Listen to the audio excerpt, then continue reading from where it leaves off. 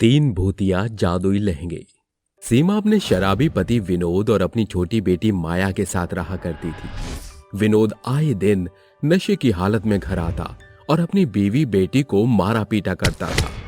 ऐसे ही एक दिन विनोद नशे की हालत में घर आता है और अपनी पत्नी और बेटी को मारने लगता है।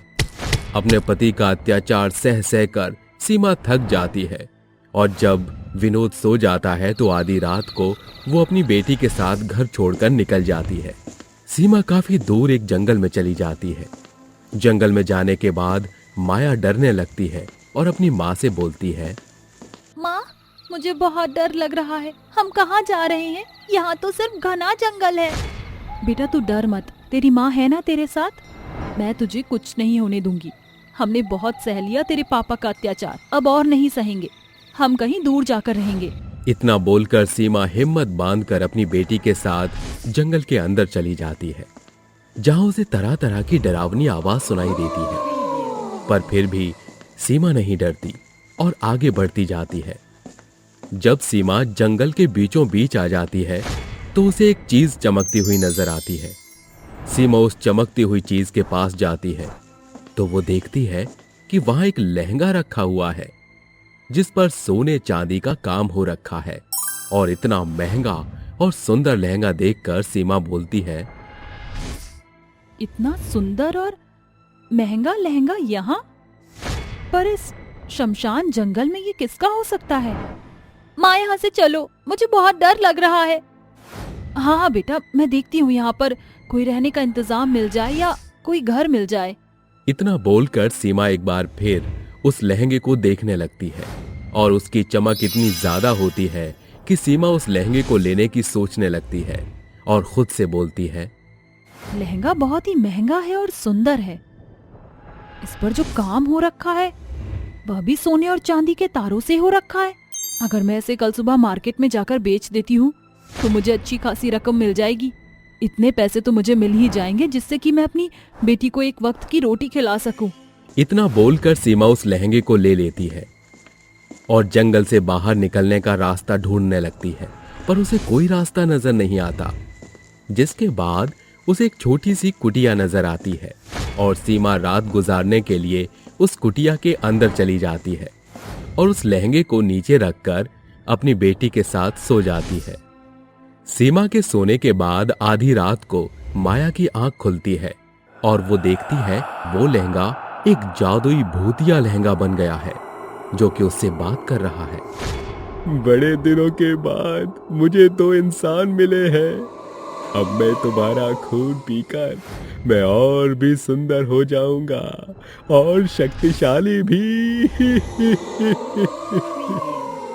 माया भूतिया लहंगे की बात सुनकर डर जाती है और चिल्लाते हुए अपनी माँ से बोलती है, माँ, माँ यहाँ से चलो, ये भूतिया लहंगा है, ये हम दोनों को मार डालेगा। माँ, क्या हुआ मेरी बच्ची? लगता है तूने कोई बुरा सपना देख लिया। आजा, तुझे लोरी सुनाकर सुला देती हूँ। नहीं माँ, मैं सच बोल रही हूँ, ये एक भूतिया लहंगा है। ठीक है बेटा, मैं तेरी बात पर विश्वास कर रही हूँ, पर तू अभी सो जा। मैं हूँ ना, तुझे कुछ नहीं होगा। कल सुबह होते ही हम यहाँ से इस लहंगे को लेकर चले जाएंगे और बाजार में बेच देंगे। सीमा जैसे तैसे माया को चुप करवाकर सुला देती है और अगली सुबह होते ही जंगल के अंदर अपनी बेटी के खाने का इंतजाम करने लगती है। जिसके बाद जंगल में उसे कुछ फल के पेड़ मिलते हैं और वो उनसे फल तोड़कर अपनी बेटी को खाने के लिए दे देती है और एक बार फिर जंगल से बाहर जाने का रास्ता ढूंढती है। उसे जंगल से बाहर जाने का रास्ता नहीं मिलता और रात हो जाती है। हार मानकर सीमा को फिर से उसी कुटिया में अपनी रात गुजारनी होती है। एक बार फिर से माँ अपनी बेटी के साथ सो जाती है।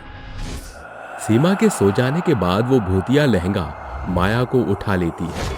तभी सीमा की आंख खुल जाती है और वो देखती है कि वो लहंगा सच में एक भूतिया लहंगा है और उसने उसकी बच्ची को पकड़ रखा है। ये देखकर सीमा डर जाती है और बोलती है, कौन हो तुम? मेरी बच्ची को छोड़ो। मैं एक भूतिया लहंगा हूँ और मैं तुम दोनों का खून पीकर और भी सुंदर हो जाऊंगा। बहुत दिनों बाद मुझे इंसान मिले हैं। आज बहुत दिनों बाद मुझे इंसानी खून पीने को मिलेगा।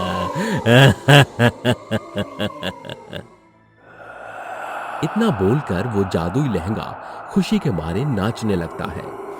तभी सीमा मौका का फायदा उठाकर कुटिया से बाहर भागने लगती है। लहंगा उन दोनों का पीछा करता है और सीमा माया के साथ भागती भागती एक पीपल के पेड़ के नीचे आकर बैठ जाती है, जहां वो देखती है पेड़ के ऊपर 2 और लहंगे लटके हुए हैं। वो डर जाती है और बोलती है, हे भगवान, ये कैसा मायावी जंगल है। यहाँ तो लहंगे में भूत है। इन सब से कब छुटकारा मिलेगा। अब मैं इन 2 और भूतिया लहंगों से अपनी और अपनी बेटी की जान कैसे बचाऊं। हे प्रभु, अब तू ही मेरी मदद कर। तभी वो दोनों भूतिया लहंगे सीमा से बोलते हैं, सही कहा तुमने, हम भूतिया लहंगे जरूर हैं, पर हम उस भूतिया लहंगे की तरह बुरे नहीं हैं। हम तुम्हारी मदद करेंगे। तुम चिंता मत करो और डरो मत। तुम्हें यहाँ से कहीं जाने की जरूरत नहीं है। जिसके बाद भूतिया लहंगा सीमा और माया को पेड़ पर बैठा देते हैं और जैसे ही दुष्ट भूतिया लहंगा आता है, वो दोनों जादुई लहंगे मिलकर उस भूतिया लहंगे का सामना करते हैं और उससे बोलते हैं, आकर तू हमारे चंगुल में आ गया दोस्त। सुन भूतिया लहंगा, अब तू इन बेकसूर की जान नहीं ले पाएगा और ना ही हमसे बच पाएगा। तुम दोनों मेरा कुछ नहीं बिगाड़ सकते। मैं इन दोनों का खून पीकर और भी ज्यादा शक्तिशाली हो जाऊंगा। जिसके बाद वो दोनों अच्छे भूतिया लहंगे बुरे भूतिया लहंगे पर पहला प्रहार करते हैं और इस तरह से उन तीनों के बीच में लड़ाई शुरू हो जाती है। वो कहते हैं ना कि हमेशा अच्छाई की जीत होती है। इसी तरह से वो दोनों अच्छे भूतिया लहंगे मिलकर उस दुष्ट लहंगे से लड़ते हैं और उस दुष्ट लहंगे का खात्मा कर देते हैं। वो भूतिया लहंगा जलकर राख हो जाता है। जिसके बाद भूतिया लहंगा सीमा और माया से बोलता है, तुम चिंता मत करो, हम तुम्हें खाने के लिए खाना और रहने को घर देंगे और इस जंगल से निकलने का रास्ता भी बताएंगे। हम तुम्हारे साथ हैं। मैं आप दोनों का शुक्रिया कैसे अदा करूं? आज आपकी वजह से मैं और मेरी बेटी बच पाए हैं। इसमें शुक्रिया अदा करने की क्या बात है? शायद तुम्हारी ही जान बचाने के लिए हम दोनों इस जंगल में कैद हो गए थे, पर अब हम तुम्हारे साथ इस जंगल से आजाद हो जाएंगे। हम तुम्हें इस जंगल से बाहर निकालने का रास्ता दिखा रहे हैं। हमें अपने साथ ले चलो ताकि हम इस जंगल से मुक्त हो सके।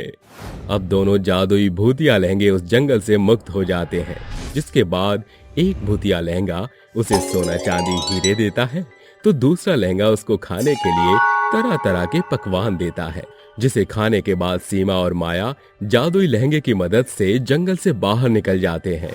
जंगल से बाहर जाकर सीमा के पास जो भी सोने चांदी होता है उन्हें बेचकर वो एक घर लेती है और उस घर में उन दोनों जादुई भूतिया लहंगों के साथ अपनी जिंदगी की नई शुरुआत करती है।